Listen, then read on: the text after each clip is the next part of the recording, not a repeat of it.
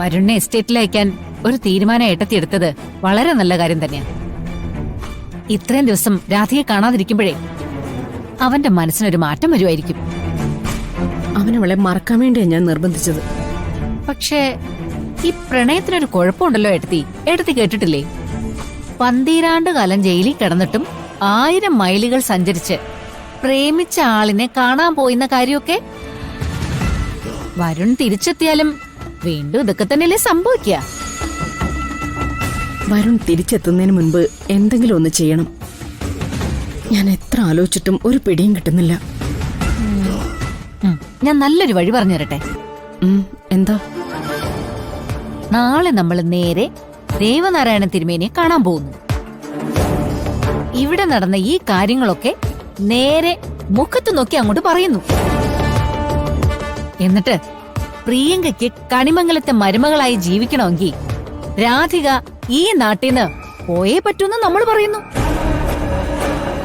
ഇത്രയും വലിയൊരു നാണക്കേടും വെച്ച് ആ മനുഷ്യൻ ഈ നാട്ടിൽ നടക്കുവോ? അയാൾ ആ വീടും വിറ്റ് വേറെ ഏതെങ്കിലും നാട്ടിലേക്ക് പൊയ്ക്കോളൂ.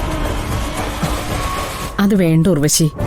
എന്താ ഇതെല്ലാം കേട്ട് കഴിയുമ്പോ ദേവനാരായണ തിരുമേനി നെഞ്ചുകൂട്ടി മരിക്കുമെന്നാണോ? അതൊക്കെ ചുമ്മാ പറയുന്നതാ.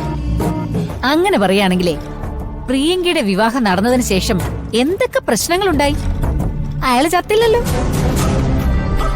ഇത്രയും കാര്യങ്ങൾ പറഞ്ഞു കഴിയുമ്പോ നമ്മൾ ചിന്തിക്കുന്ന കാര്യം തന്നെ ദേവനാരായണൻ തിരുമേനി ചെയ്യണമെന്ന് നിർബന്ധമൊന്നുമില്ലല്ലോ. പ്രിയങ്കയേക്കാൾ തിരുമേനിയുടെ മനസ്സിലുള്ളത് രാധികയാ. രാധികയെ വേദനിപ്പിക്കുന്ന ഒരു തീരുമാനവും എടുക്കില്ല എന്ന് തിരുമേനി തീരുമാനിച്ചാലോ? അതുകൊണ്ടാ ഞാൻ പറഞ്ഞത് മറ്റെന്തെങ്കിലും ഒരു മാർഗം നോക്കണമെന്ന്. ഏട്ടത്തി ടെൻഷനാവണ്ട. നമ്മുടെ വീടിനകത്ത് നുഴഞ്ഞു കയറിയ ഒരു ശല്യമാണവള്. അത്തരം ജീവികളെ എന്തെങ്കിലും വിഷം വെച്ച് നമ്മൾ കൊല്ലാറില്ലേ? ചിലപ്പോ ഇവൾക്കും അതായിരിക്കും വിധി. കഴിഞ്ഞു മാഡം. ആ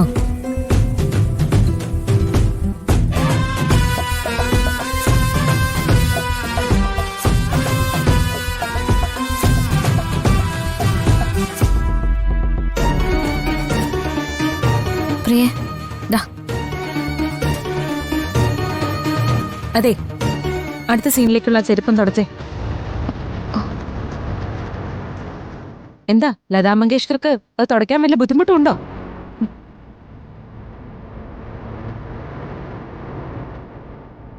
ഈ പടത്തിലൊരു 3-4 വരി പാട്ട് പാടിയെന്ന് പറഞ്ഞിട്ട് എന്നേക്കാൾ മികച്ചവളാണെന്നുള്ള തോന്നലൊന്നും വേണ്ട കേട്ടോ.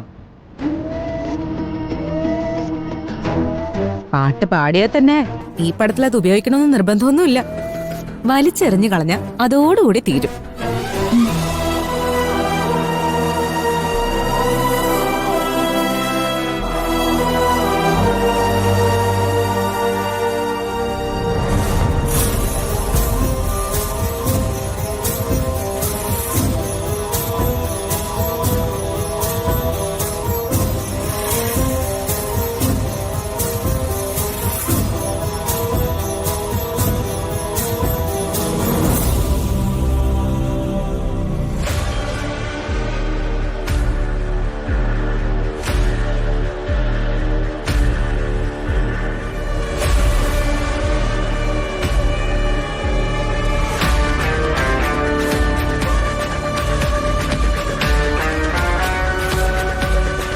Good morning sir.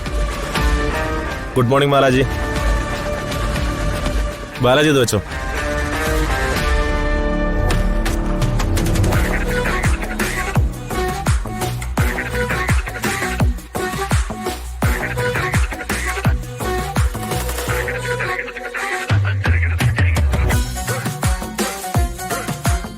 കണക്കുകളൊക്കെ എപ്പോഴാണ് നോക്കുന്നത്? ഇന്ന് രാത്രി ഇരിക്കാം സർ. ശരി എന്നാ. ഓക്കെ.